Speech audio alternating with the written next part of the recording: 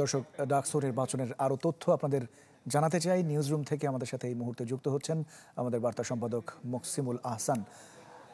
মকসিমুল আহসান, স্বাগত আপনাকে। নির্বাচন অনেকক্ষণ হয়ে গেল, প্রায় 9 ঘন্টারও বেশি সময় পেরিয়ে গেল, এখন পর্যন্ত ফলাফল ঘোষণা করা হয়নি। এত দেরি হওয়ার মূল কারণটা কি?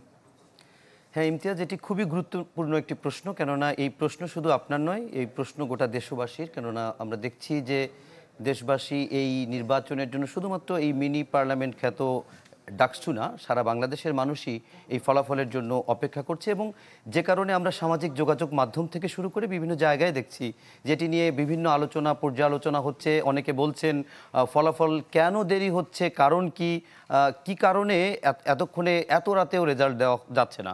মূলত এর কারণ প্রধানত সেটি হচ্ছে এই যে ফলাফলটি, এটি মূলত ওয়েমার শিটে হচ্ছে, কিন্তু এই ভোট যে দিয়েছে প্রার্থীরা, মোট 6টি ব্যালটে ভোট দিয়েছে। অর্থাৎ ভিপি, জিএস, এজিএস তাদের জন্য একটি ব্যালট রয়েছে, এরপরে সম্পাদকদের জন্য আরেকটি ব্যালট এবং সদস্যদের জন্য আরও একটি ব্যালট। এছাড়া হল সংসদের জন্য আরও 2টি ব্যালটে ভোট দিয়েছে। স্বাভাবিকভাবে 6টি ব্যালটে মোট একজন ভোটার ভোট দিয়েছেন, যে কারণে সেই ব্যালটগুলোকে প্রথমে আলাদা করতে হচ্ছে এবং সেই ফলাফলগুলো, ব্যালটগুলোকে যখন আলাদা করা হয়েছে, এরপর যেটি দেখা গেছে সেগুলোকে যাচাই বাছাই বা স্ক্যানিং করা হয়েছে।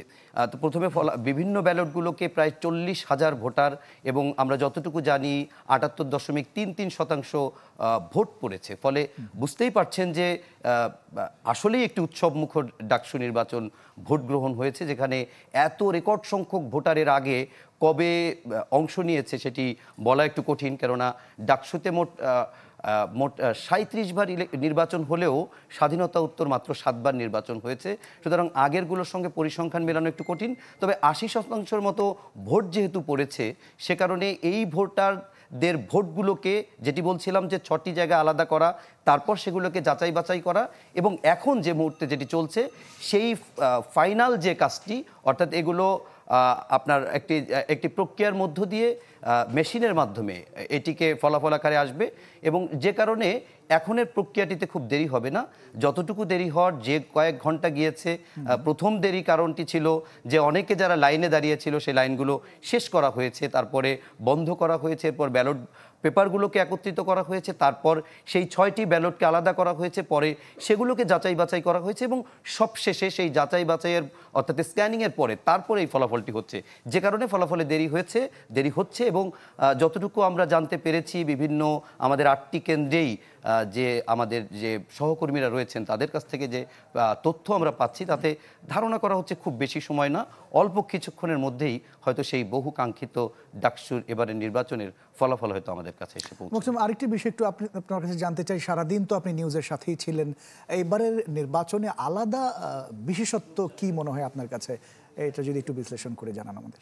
হ্যাঁ ইমতিয়াজ, এবারের নির্বাচনের বেশ কয়েকটি বিশেষত্ব রয়েছে। প্রথমটা আমি যেটি বলেই ফেলেছিলাম যে একটা বিশাল সংখ্যক ভোটার এই নির্বাচনে ভোট দিয়েছেন।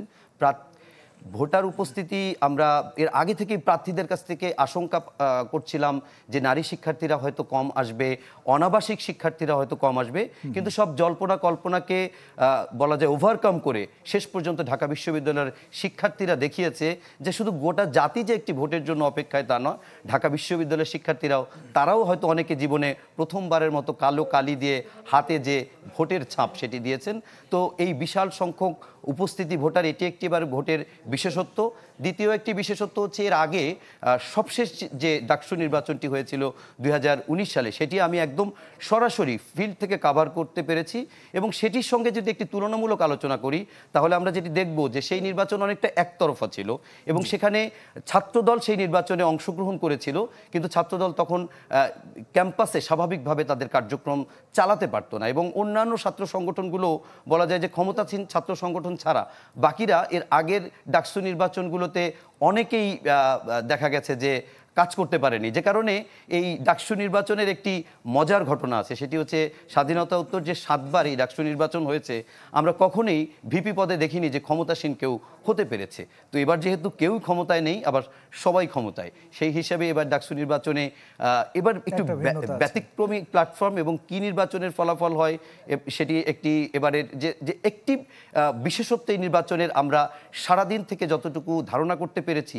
কোনো একক প্যানেল একেবারে ভূমিধস বিজয় পাবে এটি বলা দুষ্কর। কেননা স্বতন্ত্র প্রার্থীরাও স্ট্রং আছে, হল সংসদগুলোতে যেহেতু দলীয় প্যানেল নেই, তার বাইরে ডাকসুর গুরুত্বপূর্ণ পদগুলোতে পদ ভাগাভাগি হতে পারে, অনেক জায়গায় সদস্য পদেও স্বতন্ত্র প্রার্থীরা আসতে পারে। বিভিন্ন কারণে এবার দ্বিতীয় যে বিশেষত্বটি সেটি হচ্ছে প্রচুর পরিমাণ স্বতন্ত্র প্রার্থীরা এবার ডাকসু নির্বাচন এবং হল সংসদ নির্বাচনে অংশ নিয়েছে।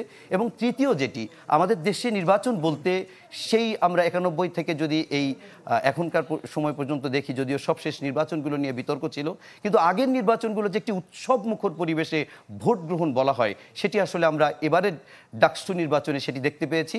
এবং সবথেকে অবাক করার বিষয় যেটি, সেটি হচ্ছে নির্বাচন মানেই কিছু জায়গায় অনিয়ম হবে, কিছু জায়গায় সহিংসতা হবে, কিছু জায়গায় উত্তেজনা ছড়াবে, কোথাও কোথাও মারামারি হবে।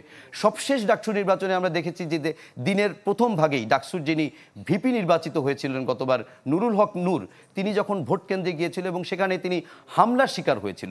এবার টোটাল ডাকসু নির্বাচনে শুরু থেকে এখন পর্যন্ত আমরা দেখিনি কেউ কোনো ধরনের হামলা আক্রমণের শিকার হয়েছে, আমরা দেখিনি কোথাও মারামারি হয়েছে, আমরা দেখিনি কোথাও ধাওয়া পাল্টা দেওয়া হয়েছে।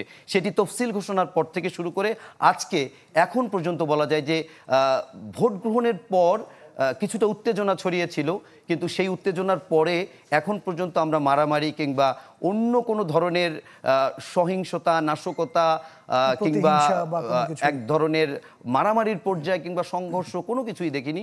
বরং যত যুদ্ধ আমরা দেখেছি এই ডাকসু নির্বাচনে এখন পর্যন্ত, ভোটের আগে, ভোটের সময় এবং ভোটের পর দফায় দফায় সংবাদ সম্মেলন করে, সেটি হচ্ছে বাকযুদ্ধ। তো এইখানে বাকযুদ্ধ এত পরিমাণ হয়েছে যে সহিংসতা বা অন্য কিছু দেখিনি।